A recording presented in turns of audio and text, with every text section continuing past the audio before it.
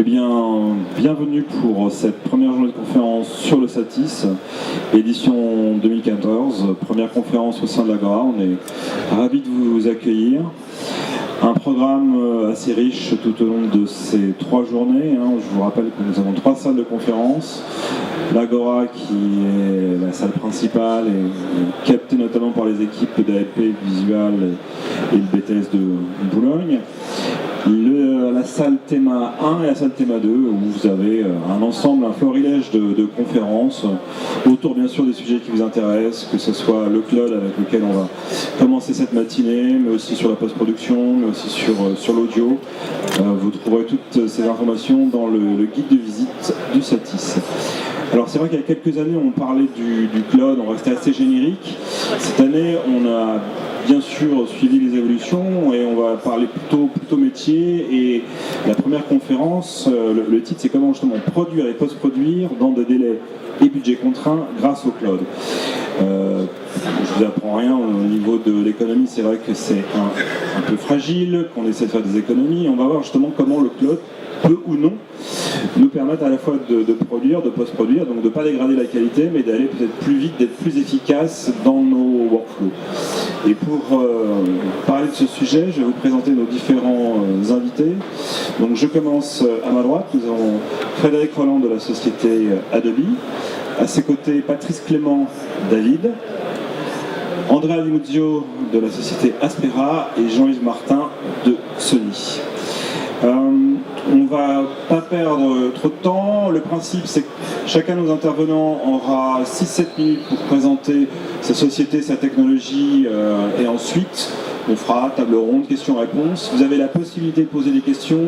Vous avez un petit papier, je crois, sur votre siège. Vous pouvez envoyer par texto, par votre smartphone, iPad, des questions que moi, vais recevoir et qu'on pourra poser à nos invités. Si vous êtes trop timide, sinon vous pouvez aussi lever la main et poser une question.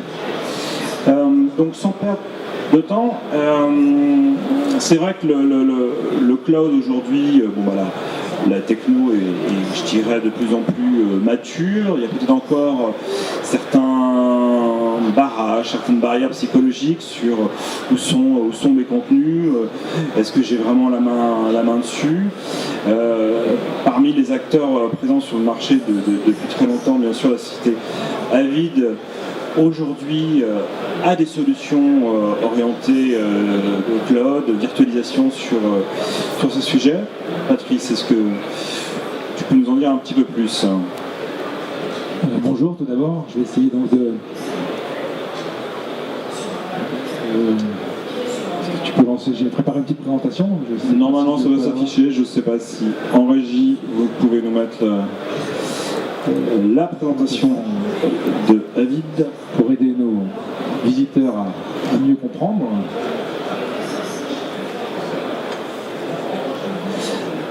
Qu'est-ce qui s'est débranché? Alors. On va reconnecter.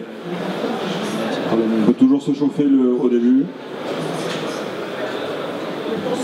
Voilà, ça arrive, c'est bon. Ça apparaît, on relance. J'en mets la première. Et c'est bon. Merci beaucoup. Voilà, donc comme vous l'avez compris, l'idée c'était de vous présenter un petit peu ce que fait Avid aujourd'hui et plus principalement la stratégie et la vision globale dans laquelle nous sommes aujourd'hui. Donc Avid Everywhere, comme vous pouvez le voir derrière nous et le comprendre. Donc c'est une vision qui est née, une stratégie qui est née il y a à peu près 2 ans, d'une trois constatations principales sur le marché qui nous concerne, de l'audiovisuel en général. Donc de plus en plus de contenus qui sont produits par des producteurs de plus en plus nombreux partout dans le monde, donc avec des formats et des supports très différents et de plus en plus nombreux aussi.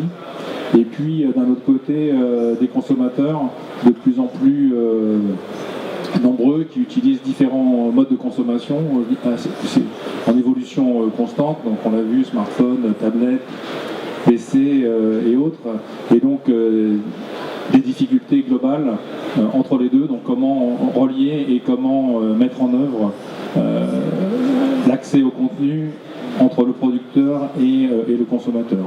Donc c'est vraiment cette partie-là qu'on a regardé de notre côté, puisqu'on est un acteur du domaine. Et ce qu'on a constaté aussi dans ce domaine-là, c'est qu'un grand nombre, on possède aujourd'hui un grand nombre d'outils, un grand nombre de fournisseurs. On est sur un marché où, par rapport à d'autres marchés plus bancaires ou autres, où on va rencontrer un grand nombre d'acteurs, quasiment 2 ou 3 fois plus d'acteurs en termes de fournisseurs, et donc un coût et des difficultés d'intégration importantes pour pouvoir en effet amener le média du producteur à son consommateur de manière simple. Et donc ça a vraiment été la réflexion David, de se dire comment dans ce domaine économique, comment est-ce que nous on peut apporter notre pierre à l'édifice pour pouvoir réduire le temps entre le producteur de son contenu et son consommateur, et comment on peut aussi rendre les choses plus simples et plus efficaces dans un optique bien sûr de réduire les coûts, et à la fois pour le producteur, mais aussi avoir une plus grande flexibilité, une plus grande rapidité d'accès au contenu pour le consommateur. Donc c'est vraiment ça la stratégie ou la vision Avid Everywhere, c'est comment on donne accès à tout le monde en termes de production partout dans le monde, et comment on donne accès à tout le monde en termes de consommation partout dans le monde. Donc ça c'est vraiment notre vision, et comment on va la décliner et sur quelle base on va pouvoir participer à cet écosystème et devenir un acteur important. Donc l'idée, une fois qu'on a eu fait cette analyse, c'était de se dire par rapport à nos solutions aujourd'hui, comment est-ce qu'on peut participer et quelle est notre stratégie et comment les produits doivent se décliner. Donc on les a déclinés globalement, donc on l'a vu dans une optique de réduction, de ramener, rapprocher les deux mondes, production et consommation. Et donc je dirais la partie immergée de l'iceberg, c'est l'idée de créer une plateforme, donc une plateforme de service, une plateforme d'accès, une plateforme de partage des contenus qui soit libre d'accès, auquel tout le monde puisse accéder, à la fois les producteurs et les consommateurs, et qui soit bien sûr une plateforme d'accès mondial, donc où de n'importe où dans le monde on puisse accéder à la plateforme, que ce soit pour créer ou pour consommer. Donc la plateforme, elle s'appuie principalement sur quatre piliers importants. Alors je suis un petit peu loin de l'écran, j'ai un peu de mal à tous les mémoriser par cœur. Mais globalement, une plateforme de service, où là on va retrouver donc sur la gauche l'ensemble des technologies où Avid pense avoir une valeur ajoutée, sur la partie, je dirais, player d'image, sur la partie montage, sur la partie service annexe. Et puis, dans une deuxième stratégie importante, c'est d'ouvrir cette plateforme. Donc cette plateforme, on la veut complètement ouverte, à la fois financièrement, donc qui aujourd'hui les API sont fournis gratuitement, donc tout le monde peut accéder aux API et partager ces API et les utiliser. Et donc ça c'est vraiment aussi une volonté qui peut-être n'était pas le cas dans le passé, d'ouvrir cette plateforme et d'en faire un outil commun, non seulement Avid, mais aussi avec nos clients, que cet outil soit partagé par le plus grand nombre. Donc ça c'est vraiment la volonté. La troisième chose importante aussi dans cette optique, c'est aussi de pouvoir bien sûr gérer les utilisateurs. Donc on a tout un outil de gestion des comptes et des utilisateurs qui fait partie de la plateforme et qui est en effet un des piliers de cette plateforme. Sur la base de cette plateforme, on va bien sûr donner un certain nombre d'accès et d'outils qui vont permettre à nos clients d'accéder, de créer, de partager les contenus et de les utiliser. Et donc l'idée aussi là, à travers cette plateforme, c'est d'offrir un outil et une expérience qui soit commune, à la fois dans les outils traditionnels, je dirais, de montage audio et vidéo, mais aussi sur différents supports, en effet, tels que les PC, tels que la tablette, tels que les smartphones. Donc on a un nombre d'applications qui permettent d'accéder à cette plateforme sur l'ensemble des supports et qui permettent en effet à tout le monde d'avoir une expérience assez similaire, qu'on soit sur un browser web ou qu'on soit sur une application iPhone. On retrouve la même ergonomie et la même structure et la même synthèse et les mêmes outils pour pouvoir accéder à son travail et réaliser soit sa production, soit sa consommation côté consommateur. Bien sûr, on retrouve aussi les outils traditionnels auxquels les monteurs sont habitués, les gens du monde professionnel. Donc on va retrouver un Media Composer qui lui aussi à nouveau va permettre d'accéder à la plateforme partout dans le monde, à nouveau à travers des liens Internet principalement. on va pouvoir se connecter un peu partout dans le monde et puis pouvoir télécharger ses contenus, réaliser son travail, son montage, ajouter des contenus locaux et renvoyer le résultat de son travail fini directement à son producteur, à sa maison mère ou directement à ses consommateurs si on veut publier directement sur le web, si on a un indépendant par exemple. Donc ça c'est vraiment l'idée, c'est d'avoir un outil bidirectionnel aussi où on retrouve l'outil professionnel mais attaché à du stockage, à des plateformes, à des services distants qui ne sont pas forcément des services à venir.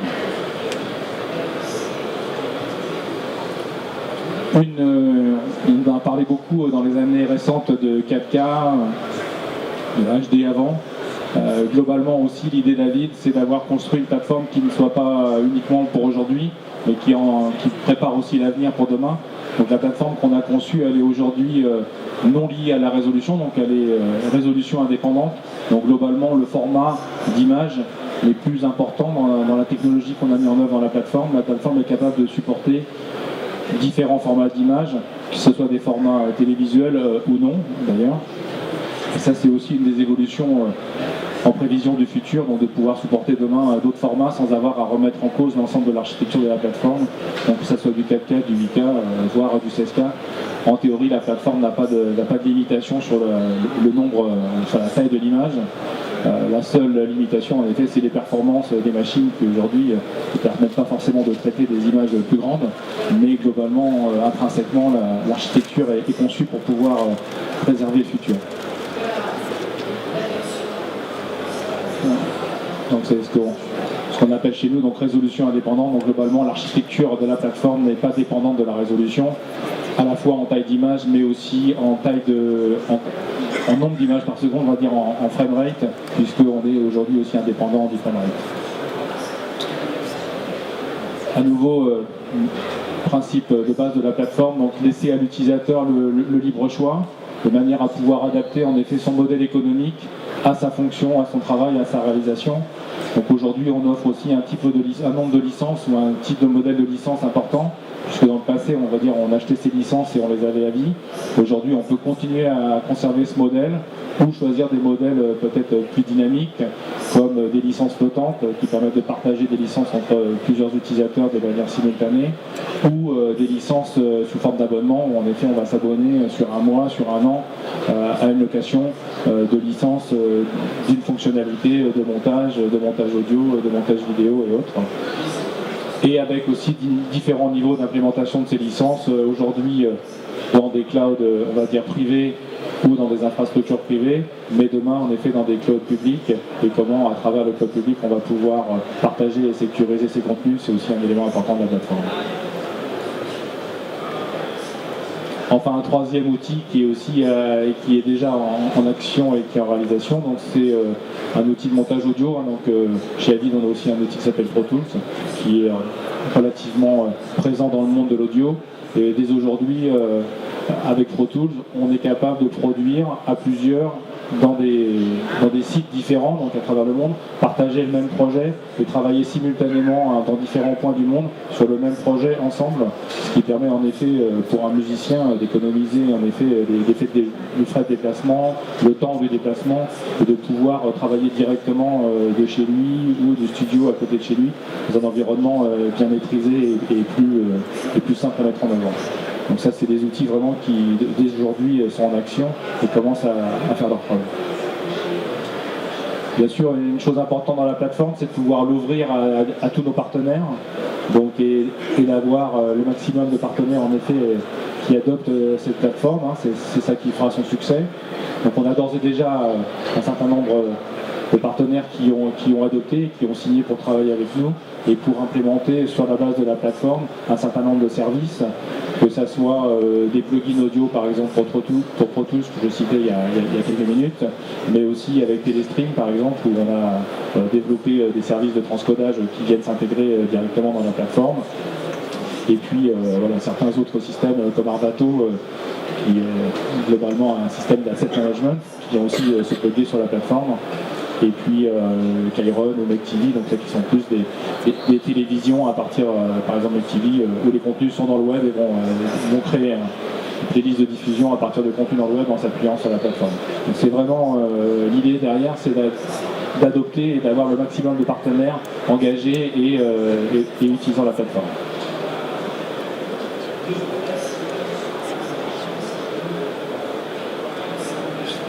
Voilà, donc pour vous décrire un petit peu rapidement la vision d'Avid et en quoi on pense qu'elle peut aider en effet dans le futur, maintenant et plus près de nous, sur en effet comment réduire les coûts, comment réduire les temps de trajet, fédérer l'utilisation des gens à travers le monde.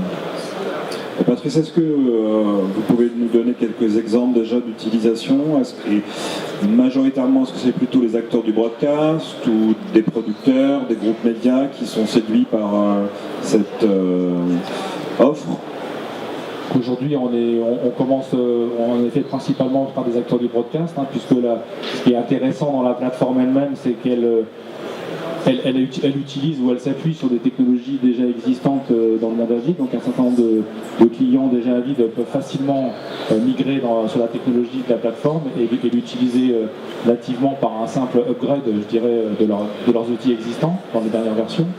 Et donc en effet, un certain nombre de broadcasters ont déjà développé des outils sur la plateforme ou des workflows ou des métiers sur la plateforme, notamment pour les journalistes où là c'est assez simple, mais aussi pour des producteurs, pour donner l'accès à distance et pouvoir donc permettre aux gens de pouvoir consulter les rushs, de faire un choix, de valider un rush ou une prise sans avoir besoin de se déplacer ou de transférer des médias assez lourds chez eux.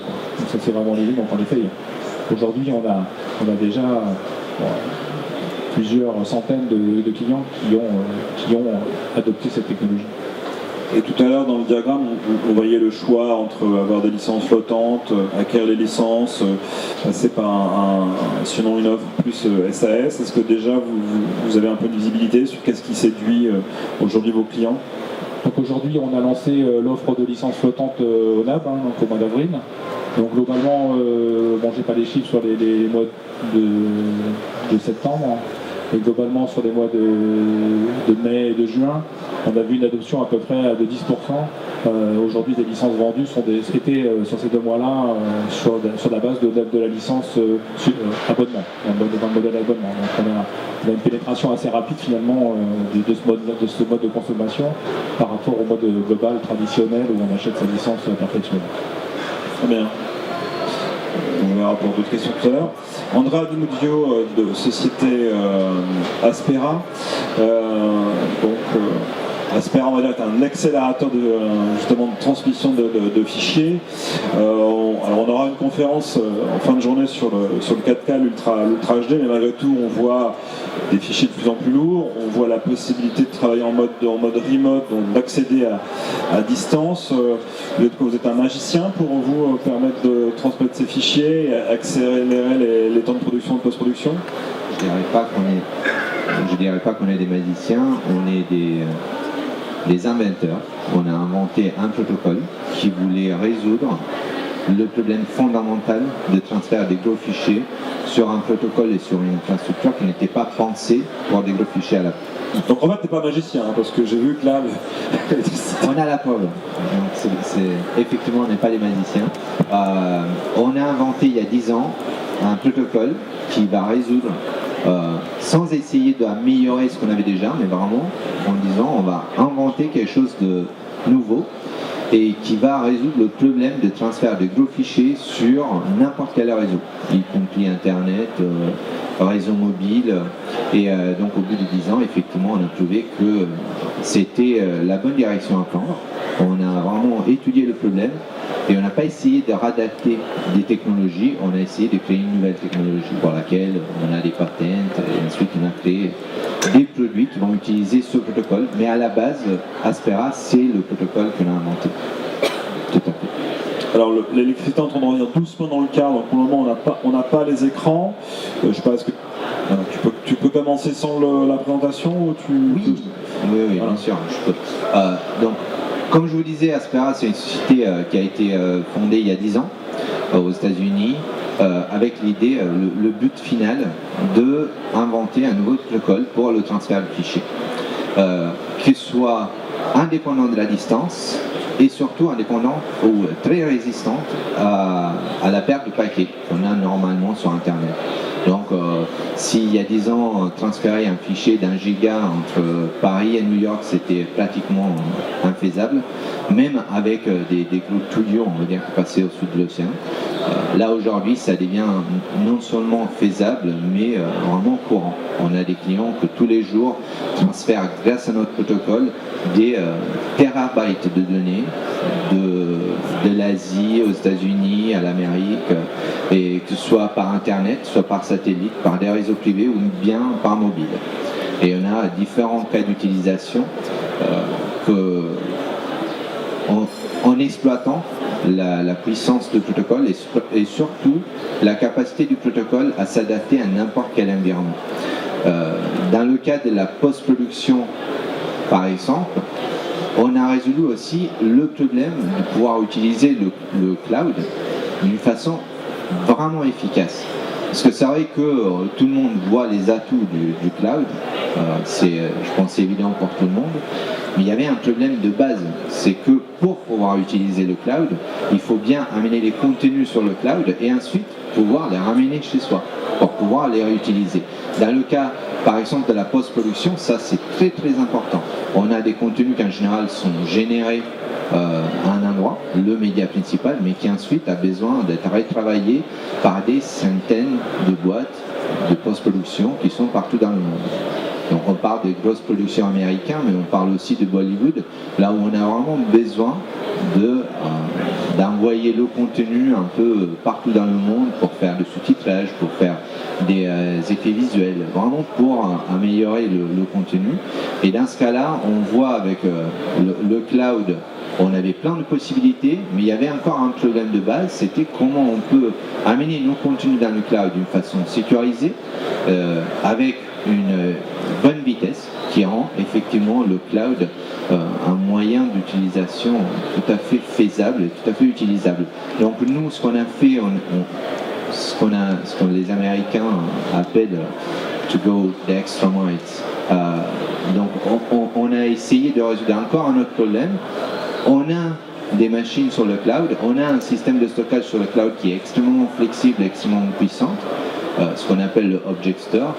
Aspera est le premier protocole qui peut effectivement écrire directement d'un ordinateur qui se trouve dans un réseau privé, directement sur S3, directement sur un Object Store, accélérant effectivement la chaîne de A à Z. Et ça a permis à des clients comme dans le cadre de la présentation que je ne pense pas qu'on va voir, c'est dommage, mais comme Universal Pictures, de pouvoir effectivement faire toute leur post-production pour chaque big film sur le cloud. En utilisant des acteurs qui sont partout dans le monde et qui peuvent très facilement, avec une plateforme qui est super facile à utiliser, la plateforme d'Aspera basée sur le paradigme des échanges des packages qui s'appelle Faspex, qui rend l'utilisation de cette plateforme sur le cloud super facile et accessible à des entreprises de post-production qui peuvent aller de 2 personnes jusqu'à des grosses entreprises comme Universal Pictures qui utilisent Aspera tous les jours pour faire ce qu'il y a 3 ans, 4 ans, n'était même pas imaginable. Et là aujourd'hui, c'est effectivement la réalité. On a des films comme Avatar qui a été tourné un peu partout dans le monde, sur lequel la post-production a été faite, grâce à Aspera aussi, grâce à la possibilité de pouvoir échanger tous ces fichiers avec une vitesse et surtout une sécurité qui avant n'était pas possible. Est-ce que cette technologie est donnée à tout le monde, à toutes les sociétés de production? Parce que tu parles du Universal ou Warner, je sais. Universal dans ce cas. Universal, ouais. Mais est-ce que des sociétés plus indépendantes, des petites structures pourraient aussi utiliser cette technologie? Tout à fait.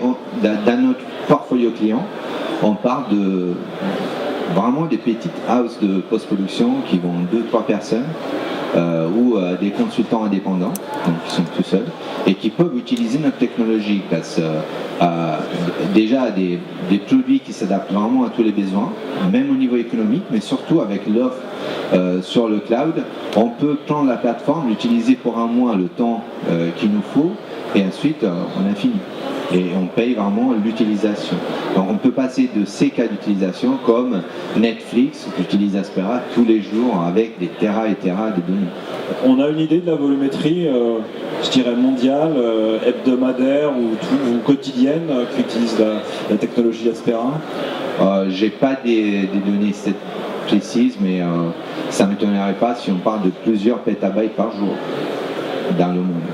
Si on prend tous nos clients agrégés, certainement. Et il y a un bon 10% qui aujourd'hui est sur le cloud, sur les différents clouds, sur SoftLayer d'IBM, sur le S3 et le cloud d'Amazon. On a retrouvé les écrans, je sais pas, voilà, si tu veux reprendre, accélérer un petit peu, s'il y a des choses à montrer.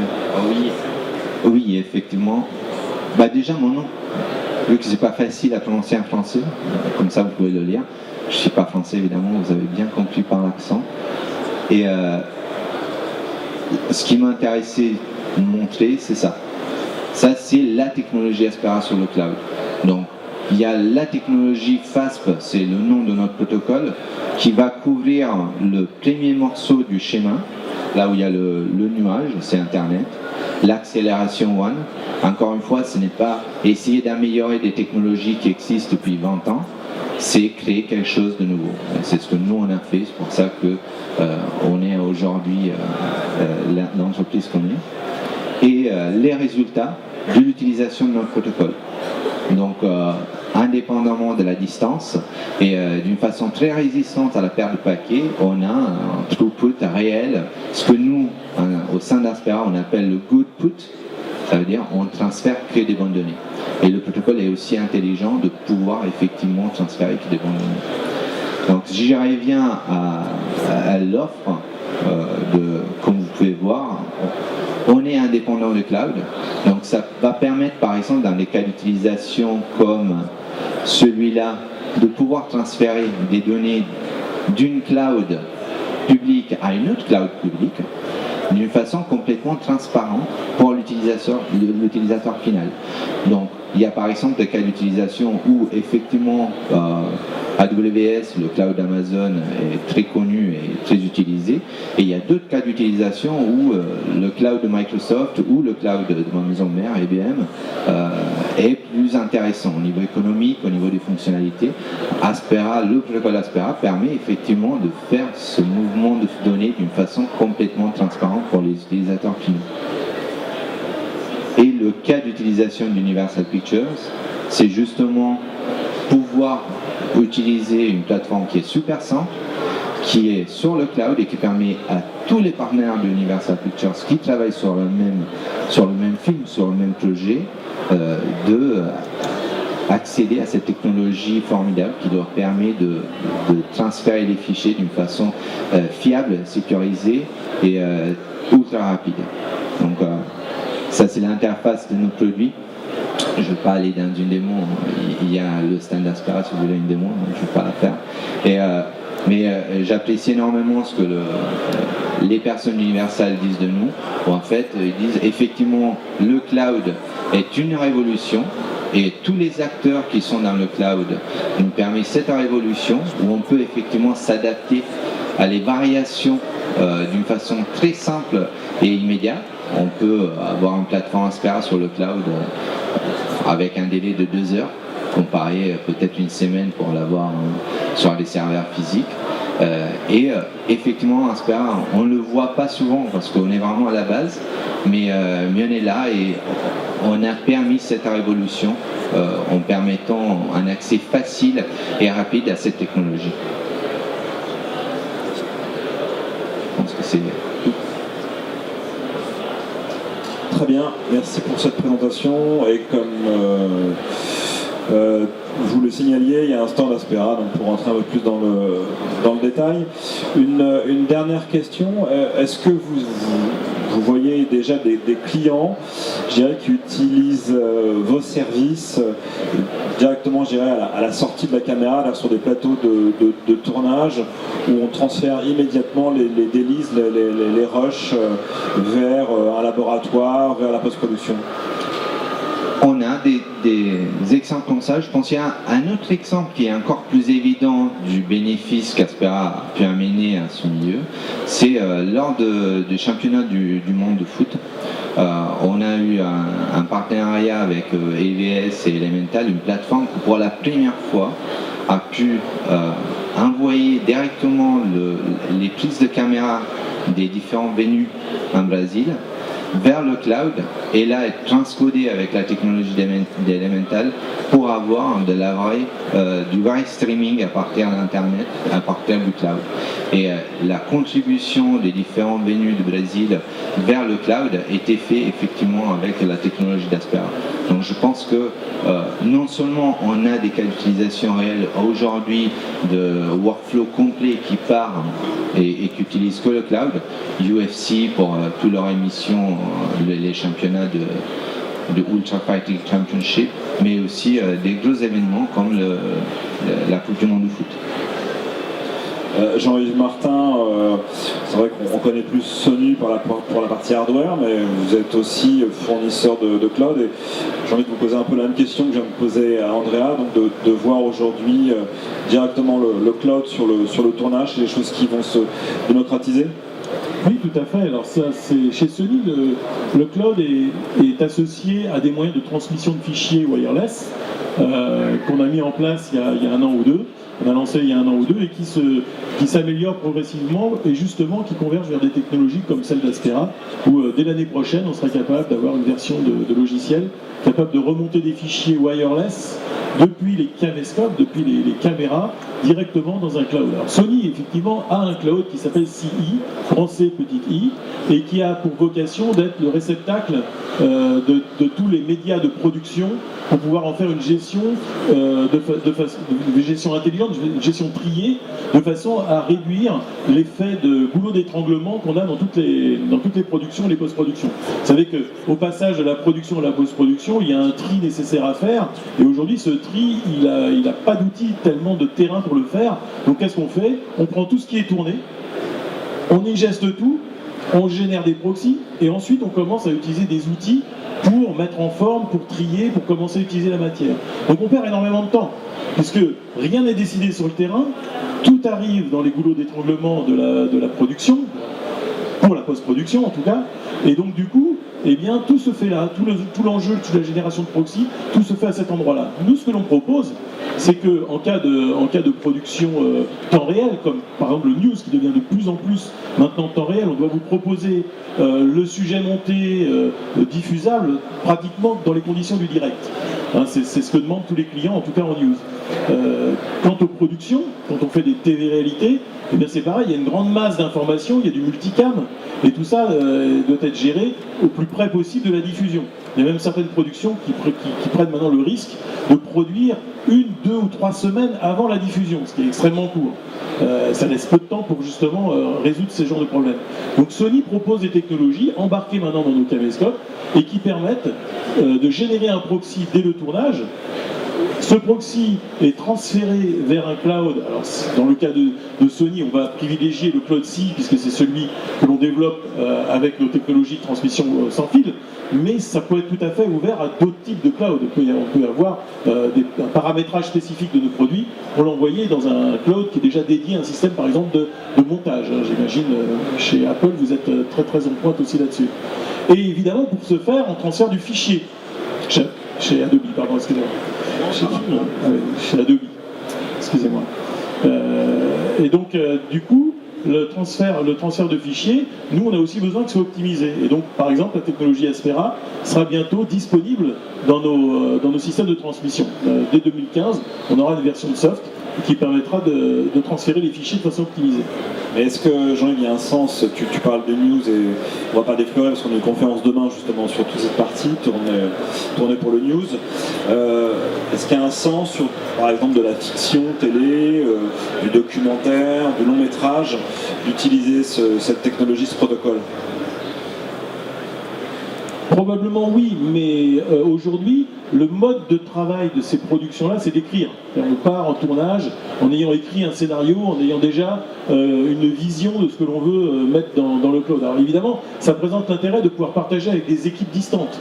Par exemple, d'avoir des moyens projetés, des moyens de tournage très éloignés, déjà de préparer les teasers, déjà de préparer toute la partie pré-prod, on va dire, à distance. Ça, oui, ça présente un intérêt. Aujourd'hui, les productions type magazine lourd, ou enfin long, magazine long, les 52 minutes, ce genre de choses, et les fictions partent sur des scénarios très très écrits, ils sont déjà vendus très très écrits, et donc aujourd'hui, les gens tournent en collant à ces scénarios qui sont produits. Donc il n'y a pas de, on va dire, il n'y a pas de production de rush extrêmement redondante par rapport à ça. Là où ça commence à dériver, où ça commence à partir un petit peu dans les gros volumes, c'est les productions patrimoniales qui décident de tourner en 4K, où là évidemment, même avec quelque chose de très écrit, on génère des grandes masses de fichiers qui deviennent très très difficiles à gérer sur le terrain. Et là, si on a du gros débit montant et avec des technologies qui passent FERA, on va pouvoir justement remonter d'énormes quantités d'informations dans des temps raisonnables, donc de coller un petit peu au planning de production. Et puis le news qui génère, et le magazine qui génère énormément de rush parce qu'on ne sait pas ce qu'on va tourner. On est sur un événement et puis on tourne. Je me rappelle que quand les cartes mémoire étaient à 8 Go, on remplissait des cartes de 8 Go. Maintenant qu'elles sont en 32, on remplit 32 Go. Et mais 64, quand la 64 Go deviendra plus abordable, eh bien, ils rempliront des cartes de 64 Go. Ce qui donne pour une carte entre une centaine de clips, on va dire. Imaginez que pour une 64 Go, ce serait une centaine de clips. Tout ça pour produire quelques minutes au final. Hein. C'est-à-dire on va produire 2 heures de tournage pour en mettre 1, 2, 3 minutes finalement à l'antenne. Ça c'est vraiment la révolution de la dématérialisation. Ça a été justement de produire, d'être sur l'événement, de générer énormément de rush. Et puis il y a un deuxième point, par exemple dans les TV-réalités, où on tourne en multicam. Donc 1 heure de tournage, c'est en fait 4 heures de rush. Puisqu'en réalité, il y a eu 4 caméras sur le tournage pour un point de vue, pour un angle de vue. Et donc c'est très très inflassif et ça génère énormément de rush. Et là aussi, le cloud va jouer le rôle de réceptacle pour pouvoir justement faire un filtre et permettre justement de pré-traiter cette information avant l'étape d'ingest qui coûte très cher. Parce que il faut mettre ça dans des serveurs à haute valeur ajoutée, des serveurs de production qui sont très chers en coût, en volumétrie. Donc voilà ce que Sony propose, des outils qui permettent, à partir des caméscopes de la série PXWX quelque chose, donc toute cette nouvelle gamme de caméscopes intègre déjà à l'intérieur de la caméra, à l'intérieur du caméscope, un module de transmission wireless qui est capable d'envoyer vers un cloud non seulement des proxys, mais aussi des essences. Donc on va pouvoir, par exemple, à partir d'outils déportés, créer des EDL, et sur la base d'une EDL, eh bien, venir de ramener de la bonne matière, de la matière à valeur ajoutée, et donc du coup ne pas surcharger, ne pas engorger les circuits nobles de production à base d'essence. Voilà un peu la philosophie que Sony est en train de promouvoir et de pousser sur le terrain. Merci pour cette introduction, Jean-Yves. Donc, Frédéric Roland d'Adobe. Donc Adobe a le concept Anywhere, Avid a le concept Everywhere. Any ou Every. Donc quelle est la philosophie chez Adobe justement de produire, post-produire grâce au cloud? Bonjour à toutes et tous.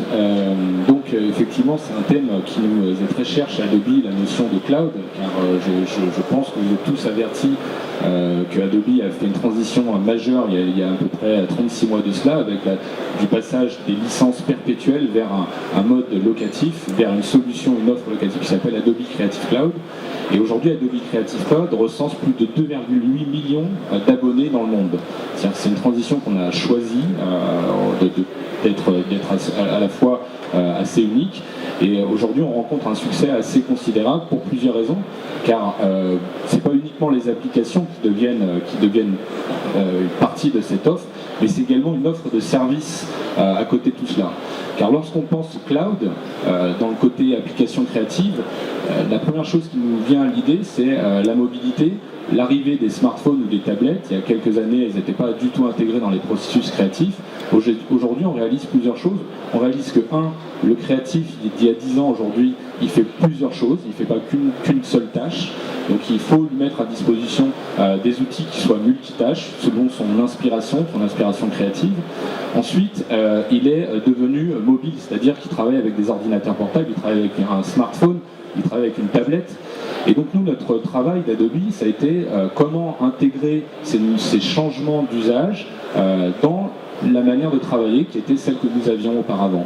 Car on a beau parler de nouvelles technologies, d'évolution des formats, on souhaite toujours produire dans un temps plus court.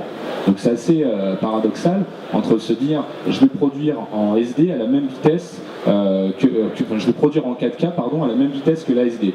Techniquement, pour un ingénieur, il va vous dire c'est pas possible. Quelqu'un qui travaille sur le réseau va dire c'est pas possible, ça va forcément prendre plus de temps. Un rédacteur en chef ne va pas le comprendre comme ça. Il va dire j'ai une information à transmettre, il faut que ce soit la même expérience utilisateur. Et la même chose pour le créatif. Le créatif, il faut que ce soit la même expérience utilisateur, quelle que soit l'évolution des technologies qui nous entourent. Donc la bonne nouvelle, c'est que les infrastructures de cloud augmentent. C'est-à-dire qu'est-ce que le cloud ? Le cloud, c'est un ensemble de ressources de calcul, graphique et de stockage mis à votre disposition, et comment utiliser ces ressources-là le plus facilement possible. C'est ça la notion de cloud.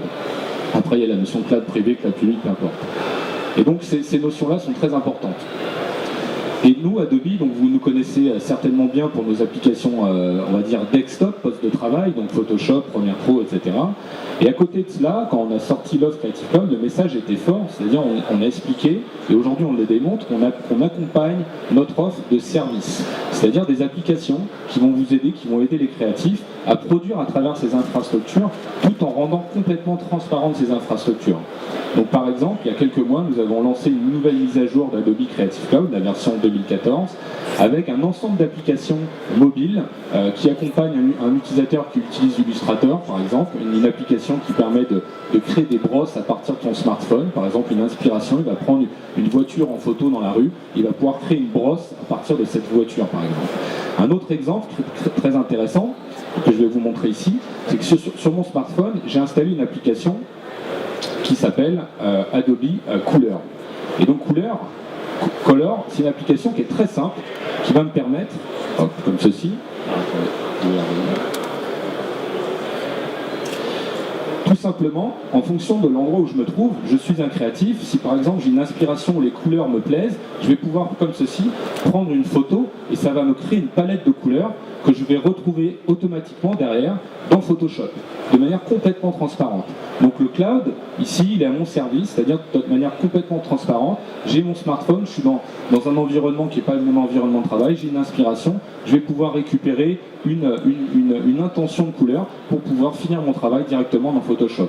C'est le type d'exemple d'application qu'on développe qui accompagne tous les utilisateurs de Creative Cloud. Donc aujourd'hui, on a un retour qui est très favorable dans ce sens, où on améliore le travail du créatif grâce à ces applications qui accompagnent la vie de tous les jours sur nos smartphones ou sur nos tablettes. L'autre notion, c'est comment produire avec le cloud.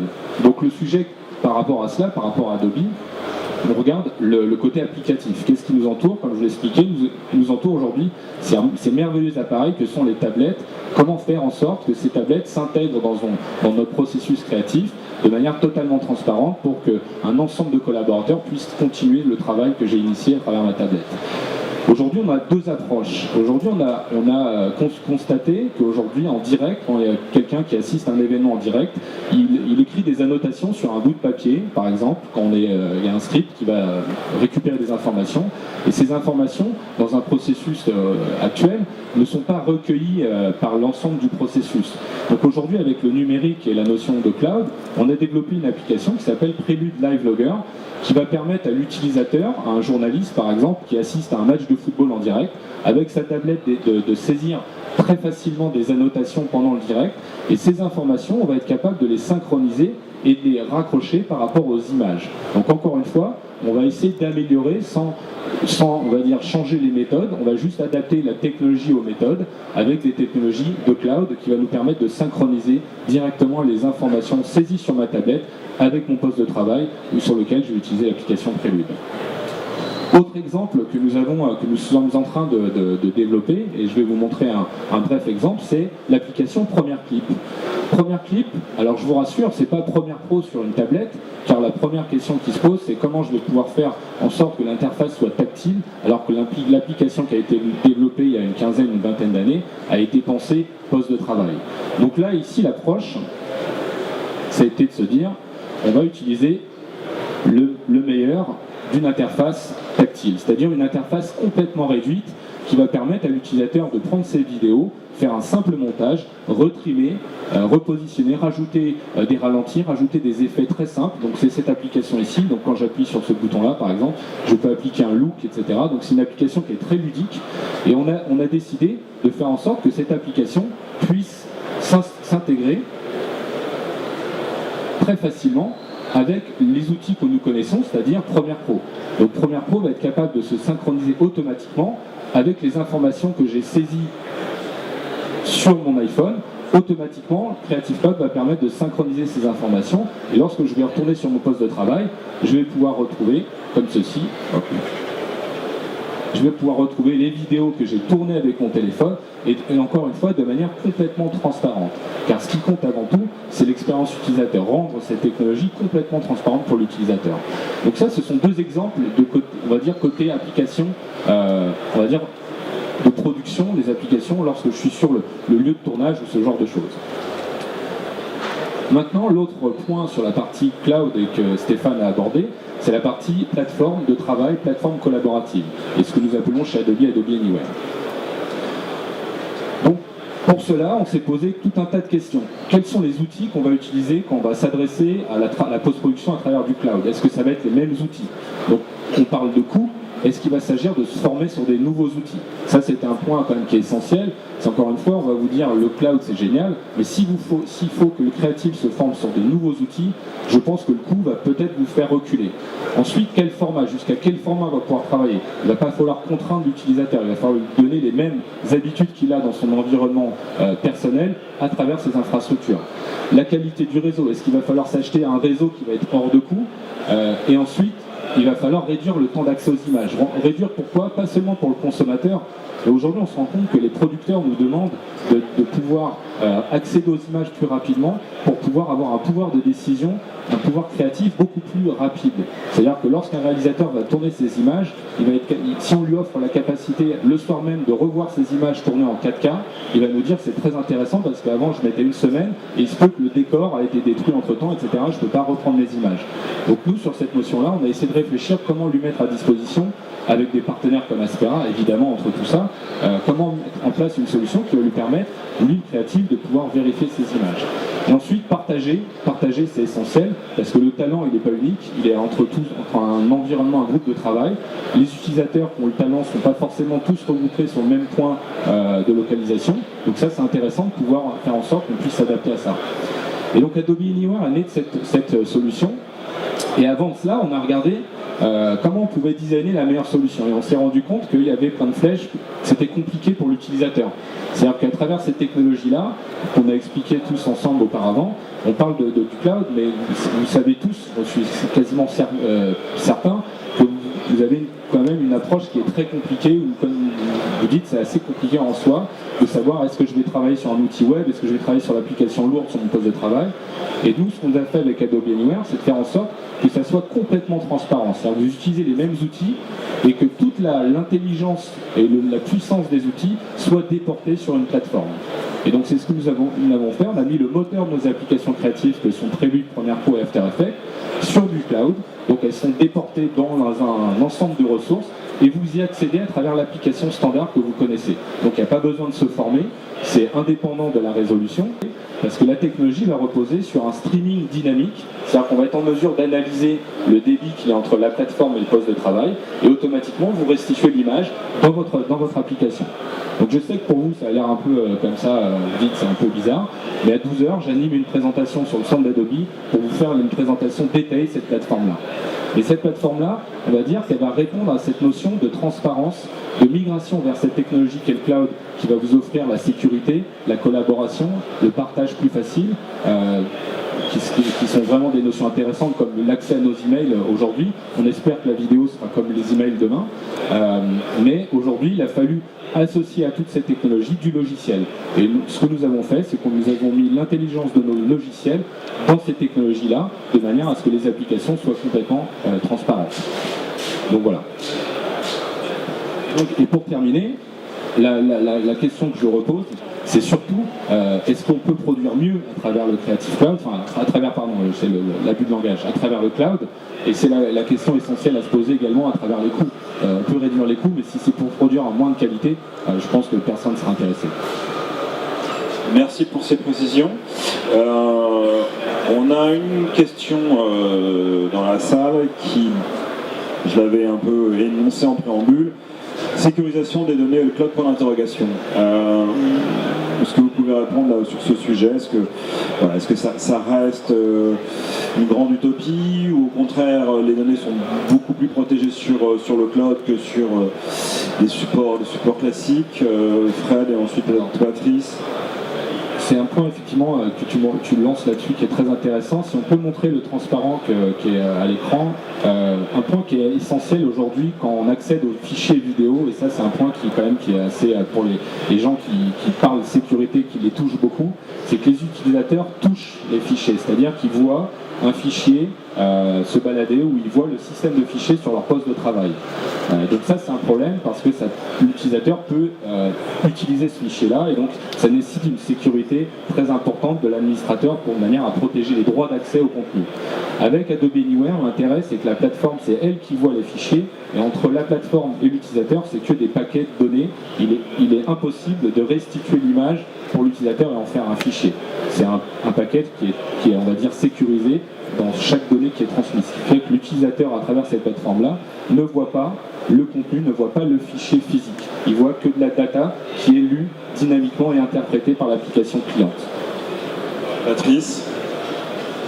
Donc nous, on a un petit peu la même approche chez Avid. En fait, il y a deux niveaux de sécurisation. Il y a un premier niveau de sécurisation qui est celle des données. Donc comment on peut encrypter les données pour éviter qu'elles soient en effet lues ou accédées de l'extérieur.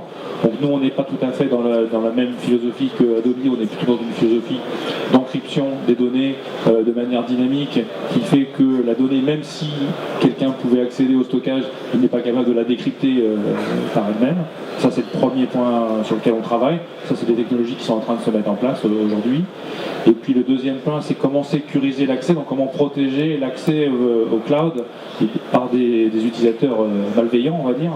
Et donc ça, c'est aussi une technologie sur laquelle on travaille actuellement pour développer des modes de partage encore plus sécurisés l'année prochaine. Donc aujourd'hui, on est dans un mode et on implémente des technologies de type VPN, donc globalement du cloud privé en tant que tel, pour pouvoir être actif sur le cloud public. En effet, on pense qu'il faut un autre niveau de sécurisation de la plateforme elle-même.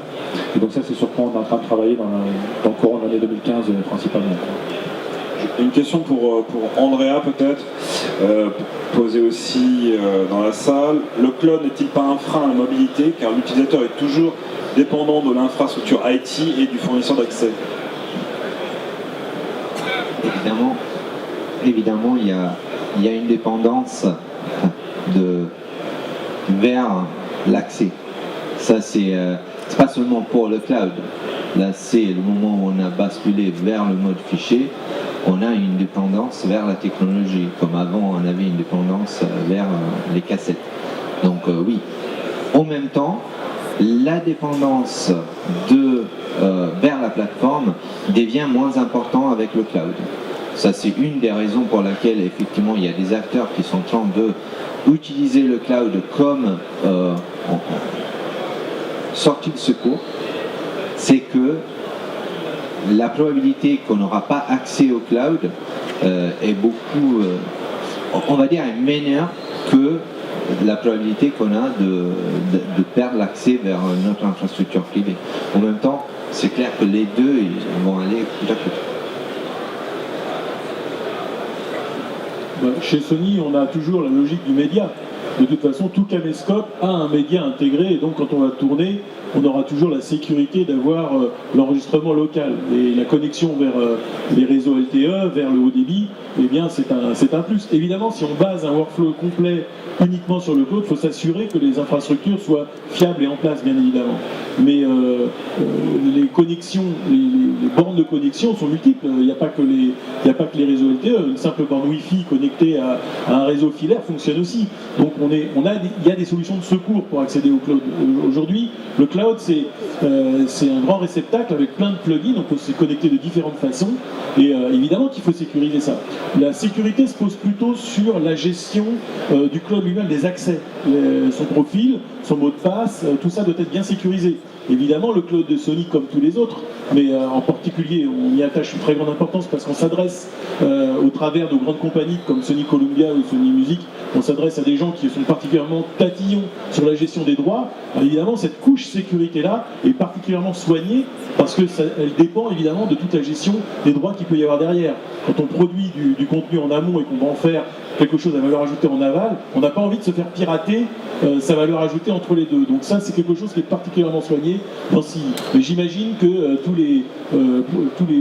en tout cas, c'est ça qui va différencier les différentes offres de cloud, c'est quel est le degré de sécurité que l'on offre ou que l'on propose aux utilisateurs pour protéger leur login et leur mot de passe. Pareil pour le travail en groupe, on l'a évoqué, le travail en mode collaboratif. Les clouds, en tout cas le cloud CI propose ça, des abonnements aussi qui permettent de travailler en groupe de travail autour d'un matériel commun. Et ça aussi, ça fait partie de la sécurité, ça doit être particulièrement soigné et ça l'aide sur le cloud CI bien sûr. Dans la question de cette conférence, on parlait de budget contraint, donc on a bien compris qu'on pouvait raccourcir les délais. Est-ce que vraiment on peut faire des économies grâce au cloud et où se trouvent ces économies ? Frédéric ? Nous, à travers le cloud, comme je l'expliquais, le cloud, c'est un ensemble de ressources, CPU, graphiques, stockage, etc. Adobe et Creative Cloud, je pense qu'on répond favorablement à un point qui est essentiel, c'est qu'on répond à la saisonnalité des productions. C'est-à-dire que il y a quelques années, un utilisateur achetait notre produit, il investissait 3 000 € pour la boîte complète et il l'avait à vie, il pouvait caler ses livres avec à la maison, etc., sa bibliothèque. C'était intéressant.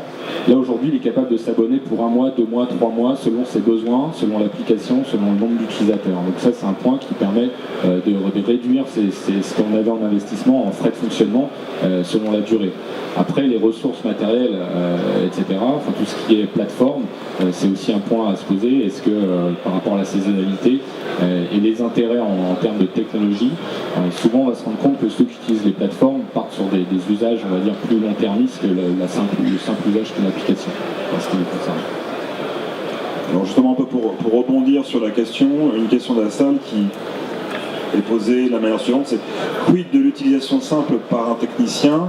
Les coûts sont-ils réservés à de grosses sociétés? Donc un travailleur indépendant, un freelance, un opérateur, un monteur. Est-ce qu'aujourd'hui, cette offre lui est accessible, Patrice? Oui, je pense qu'aujourd'hui l'offre est accessible puisque chez Avid, en fait, elle s'applique à l'ensemble des produits d'un simple Media Composer où en effet on va pouvoir le louer pour 1 mois si on a un travail d'1 mois à faire ou l'acheter si on a un travail en effet plus régulier. Donc là on est sur le domaine en effet du producteur indépendant qui va pouvoir réaliser sa propre production. Et puis bien sûr ça s'applique aussi jusqu'aux broadcasters ou aux équipes de production sur des productions plus lourdes. Et là en effet on va trouver des infrastructures plus lourdes mais où la même technologie va pouvoir s'appuyer avec peut-être des licences perpétuelles parce qu'il y a un fonds de roulement qui fait que c'est nécessaire et puis gérer les pics de besoins et d'outils complémentaires pour un événement particulier, qu'il soit sportif ou autre, où là on va utiliser un mode de locatif pour les licences de base temporaire. Donc les deux modes peuvent coexister simultanément dans le même système et vraiment s'adapter. Donc l'idée c'est vraiment de donner le maximum de flexibilité aux utilisateurs pour choisir la bonne formule en fonction de leurs besoins. Est-ce qu'on a une question dans la... Je ne sais pas si on a des micros. Voilà, il y a un monsieur là. S'il vous plaît, au milieu de la salle. Ah, c'est le deuxième. Oui, bonjour. bonjour. Juste une question à Spera qui a dit qu'ils peuvent, avec leur nouveau plugin en fait Object Store, accélérer en fait la mise à disposition en fait des fichiers via le cloud, quel que soit l'endroit et quelle que soit la technologie. Ben, je suis un peu sceptique parce que les technologies entre la 3G, la 4G et la fibre, c'est pas la même chose. Tout à fait, c'est pas la même chose. Et c'est pour ça que dans notre protocole, on a abordé le problème du 3G, on a abordé le problème du 4G, on a abordé le problème de la fibre. Le protocole va s'adapter à l'infrastructure réseau sur laquelle on fait la transmission. Donc il y a des parties du protocole qui vont s'activer le moment où on détecte on est sur du 3G. Et en fait, on ne va pas détecter on est sur du 3G, on va détecter on est sur un réseau avec ses caractéristiques et on va s'adapter aux caractéristiques réseau. Parce que finalement, dans un point de vue purement théorique, un transfert de fichiers, que ce soit fait par satellite ou que ce soit fait par Internet, va utiliser exactement le même protocole. Donc on est basé sur le protocole IP. Donc ce qui change est la façon des paquets d'être envoyés du point A au point B. Et le protocole a été adapté pour prendre en compte tous les différents cas d'utilisation et les différentes réponses qu'on peut avoir des différents réseaux. Donc je ne veux pas dire qu'il y a une solution générique à tous les problèmes, pas du tout. C'est que dans notre protocole, il y aura des solutions qui sont adaptées au profil du réseau sur lequel on va faire l'envoi. Il y a encore une question.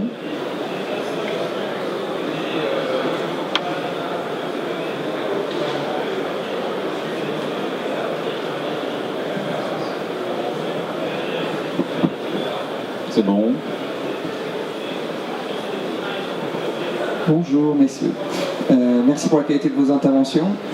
Nous on est unixsound.com et en fait on a créé une plateforme qui met en relation des compositeurs de musique et des producteurs de vidéo, qui permet aux producteurs de vidéo donc de trouver de la musique de qualité sur mesure. Et on est en train de réfléchir à notre avenir et donc on se pose forcément la question de dans quelle mesure vos 4 produits, vos 4 sociétés sont capables d'intégrer des partenaires. Parce que nous, notre objectif ce serait d'avoir toute notre communauté d'1 millier de compositeurs à un clic, des gens qui produisent des vidéos. Patrice, je crois que c'est déjà il va y avoir une place de marché normalement prévue sur votre offre. Donc en effet, dans l'offre Avid, il y a aussi cette démarche-là, hein, puisque globalement l'idée c'est d'avoir une plateforme de marché commune à la fois audio et vidéo aussi, et de pouvoir intégrer des partenaires dans cette plateforme. Donc ce qui est en train de se mettre en place, c'est des outils d'abord d'intégration à la plateforme, donc des API d'intégration, mais aussi des sessions de formation et de validation des développements de nos partenaires sur la plateforme aussi, qui leur permettent en effet d'intégrer et de vendre leurs services aussi à travers la plateforme, un petit peu je pense dans votre optique. Et puis ce qui est intéressant aussi, c'est que à partir du moment où les partenaires sont certifiés à travers la phase de certification, Avid supporte aussi leur application en tant que telle sur la plateforme. Donc ça c'est vraiment les évolutions dans lesquelles on va. Donc ça commence en effet un petit peu pour nous aussi autour de l'audio, qui est le premier sujet à se mettre en œuvre. Mais en effet l'idée c'est en 2015 de développer toute la partie vidéo et audio et d'avoir un marketplace commun aussi. Donc on va peut-être se rapprocher ensemble. Chez Adobe, il y a aussi cette optique. Tout à fait, et c'est un point qui nous intéresse, qui nous passionne, parce qu'on se rend compte au-delà du cloud, ce que nous avons réussi à créer pour les créatifs, c'est un esprit très fort de communauté.